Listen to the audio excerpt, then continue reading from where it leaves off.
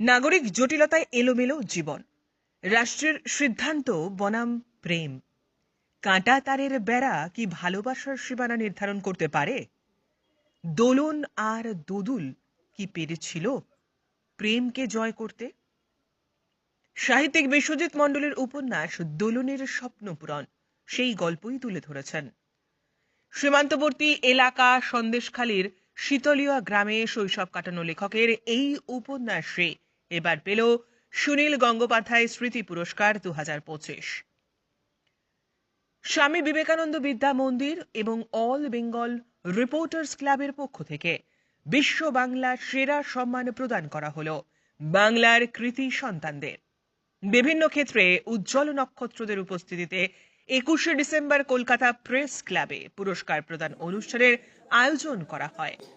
সেখানে ভারত গৌরব সম্মান পুরস্কার দেওয়া হয় বিখ্যাত সঙ্গীত শিল্পী ঊষা উথুপ এবং হকি তারকা গুরবক্স সিংকে।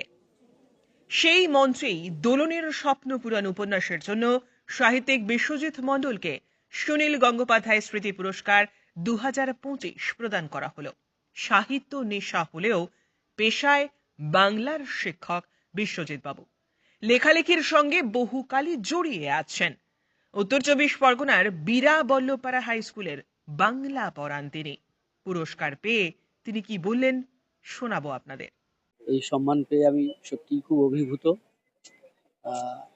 যেহেতু সাহিত্য তো সমাজের প্রতিচ্ছবি, তাই সাহিত্য সৃষ্টির মাধ্যমে আনন্দ উপভোগ করি এবং আমার এই উপন্যাস দোলনের স্বপ্নপূরণ, এই উপন্যাসের জন্যে আমি সুনীল গঙ্গোপাধ্যায় স্মৃতি পুরস্কার পেয়ে খুবই গর্ববোধ করছি, খুবই আনন্দিত, খুবই উৎফুল্ল। এবং Kolkata press club, vision of Bengal এবং অল বেঙ্গল রিপোর্টার্স এদের উদ্যোগে আমাকে এই সম্মাননা জানানো হয়েছে। এদের কর্তৃপক্ষদেরও আমি কৃতজ্ঞতা জানাই এবং সত্যিই আমার খুব ভালো লাগছে যে ওরা আমার এই উপন্যাসটাকে একটা শিরোপা দিয়েছে যে সেরা উপন্যাস। আমি ওদের কাছে কৃতজ্ঞ। সমাজে ঘটে যাওয়া কিছু ঘটনা আমার এই উপন্যাসের মধ্যে আছে এবং শুধু ঘটনার বিবরণ দেওয়া নয়, প্রত্যেকটা চরিত্রের আঁতের কথা আমি বের করে দেখিয়েছি, মনের কথা বের করে দেখিয়েছি এবং এই চরিত্রের মনের কথা বের করে দেখানোটাই হচ্ছে উপন্যাসের বিশেষত্ব।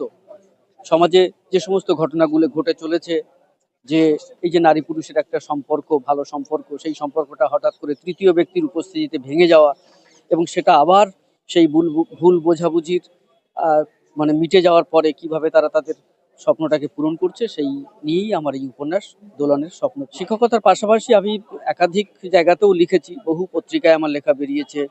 প্রবাসী প্রবাসী এখন, তারপর পূর্বাশা এখন, উৎসব, বনানী এবং কল্যাণ ভারতী সহ একাধিক পত্রিকায়, আবাদ পত্রিকায় আমার ধারাবাহিকভাবেই লেখা বেরোয়। তো বিভিন্ন পত্রিকায় একাধারে লেখা বেরিয়েছে, আমার নিজস্ব কিছু লেখাও আছে। একটি 20টা গল্পের সংকলন যার নাম দিয়েছি আমি বিষকাহন। এছাড়া মধুসূদনের মাতৃ চরিত্র নিয়ে আমি একটি বই বের করেছি, সেটা হচ্ছে মধু মননে মা। এবং মধুসূদনের সৃষ্ট চরিত্র, নারী চরিত্রগুলো নিয়েও আমি করেছি কাজ, সেটা হচ্ছে মধু মননে নারী। এভাবে একাধিক বই আমি প্রকাশ করেছি এবং এই লেখালেখির মধ্যেই আমি ডুবে থাকি। আমার সমস্ত আনন্দ এই লেখালেখির মধ্যেই।